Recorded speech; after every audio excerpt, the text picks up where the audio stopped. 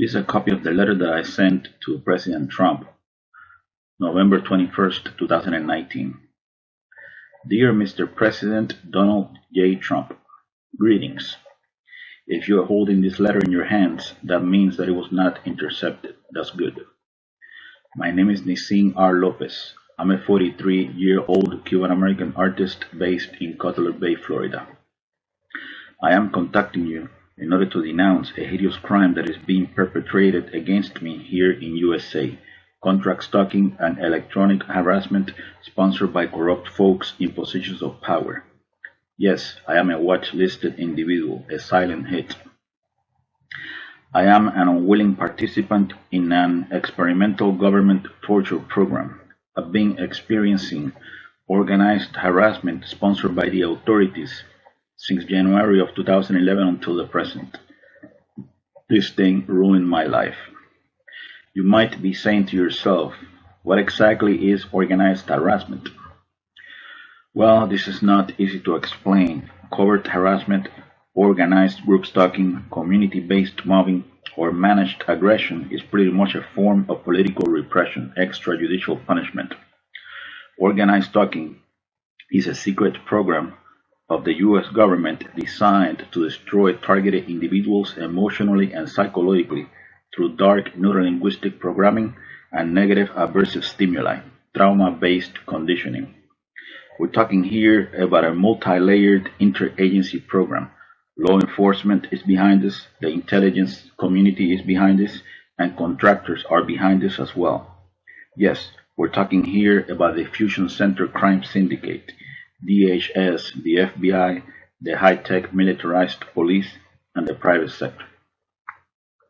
How does the harassment work? Well, we're talking here about a heavy, overwhelming, multi-layered vigilante stalking. This is done to me every single time I go out into the general public, 365 days a year.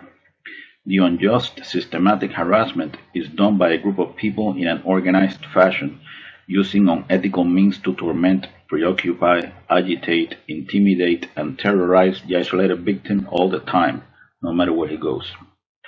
I'm talking about acts of provocation that are very well camouflaged: street theater, invasion of space, intercepts, noise campaigns, vulgar gestures, mimicking, directed conversations, engineered collisions, orchestrated synchronicities, entrapment, etc. Obstruction of daily activities based on choice reference patterns. They know your precise coordinates at all times. You are under constant surveillance. The target is exposed to a stressor outside the range of usual human experience. He's kept in a state of anxiety and hypervigilance, in a state of functional disorientation, until he finally breaks down after years of indescribable psychological abuse. Basically, the harassment is meant to create a toxic artificial external reality. They want to drive you insane. Most victims of this program end up homeless, in jail, or in psychiatric institutions, isolated, with no support system, relationships destroyed. So now, who are the agent provocateurs recruited by the authorities that constantly harass the targeted citizen in an organized fashion? They are called surveillance role players, or citizens on patrol. They believe they are patriots and heroes serving a noble cause. They come from all types of social backgrounds. These mindless automatons are brainwashed into believing that the target is a really bad person, a terrorist, a murderer, a sex offender, a wife beater, a drug trafficker, a thief, etc. A professional defamation campaign. These perps are enlisted through community programs such as InfraGard, Citizen Corps, and Neighborhood Watch. They are compensated with cash and gift cards. We're talking here about a clandestine civil military operation. There is no doubt that the command station for organized stalking is the Fusion Center. This is obvious. The primary multi-agency intelligence sharing network in Florida is the Florida Fusion Center, Florida Department of Law Enforcement, which is located in Tallahassee. And the Fusion Center that is the closest to me is the Homeland Security Bureau, Southeast Florida Fusion Center, which happens to be the Fred Taylor headquarters for the Miami-Dade Police Department. This centralized technology center has different operational sections. Overall, contract stalking is psychological warfare, a secret, illegal, long-term, unconstitutional surveillance program designed to neutralize outspoken, politically incorrect freethinkers that are designated as enemies of the state, even if they're just innocent, harmless, law-abiding citizens that pose no real threat to anyone. Now, in case you wonder, they targeted me for the following reasons. In 2009, I had a verbal argument, nothing out of this world, with a community leader that is very well connected, a guy with friends in law enforcement. This transpired sometime after I registered a controversial book in the Library of Congress. The final version of that book was re-registered in the Library of Congress on November 21st, 2017. Also, in late 2009, I made a politically incorrect presentation in Miami-Dade College Hialeah campus. I openly stated that September 11th was an inside job. On early 2010, they kicked me out of Miami-Dade College under false accusation. They portrayed me as a terrorist. They basically painted me as an anti-American. So what happened to freedom of speech, Miami-Dade College threat assessment team, they reported me either to the Department of Homeland Security or to the FBI. I know for a fact that they spoke to the Hialeah police. The authorities opened an investigation. In 2009, they visited some of my closest friends and forced them to collaborate in covert operations, exposing me to situational and conversational scenarios to record me saying something out of line. These friends of mine felt threatened by the presence of the authorities. They couldn't tell me what was happening, and at the same time, they decided that they needed to get rid of me somehow. They all knew I had been placed in a blacklist officially. They figured, this guy must never know that we conspired against him. He must never find out that we collaborated with the police. The so-called authorities, they couldn't find anything wrong with me. No criminal record, no drugs, no alcohol, no cigarettes, no drama, nothing. Just a guy into old-school heavy metal rock. They decided to create a fake profile that would make me look like a deranged psychopath, since I'm into death metal, horror films, and controversial literature. They would portray me as a perverted serial killer type just because they could. They have the power, and people believe whatever they say. They are experts when it comes to character assassination. The targeted individual program is a character assassination program. They want to discredit you.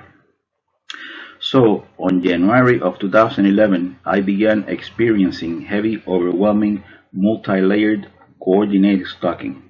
The harassment was very, very, very intense, unbearable. I found myself in a virtual concentration camp. On late December 2012, I ended up in a psych ward, in really bad shape. This is what they wanted. As part of the program, they want you to end up in a psychiatric institution to discredit you. So here's what this all comes down to. I've never done shit to anyone, but the government is working overtime in order to put me in jail under a false narrative. They're going around spreading lies, brainwashing people into believing that I am a murderous sexual predator. Where is the tangible, verifiable evidence supporting these wild allegations? If their claims are true, why don't they arrest me?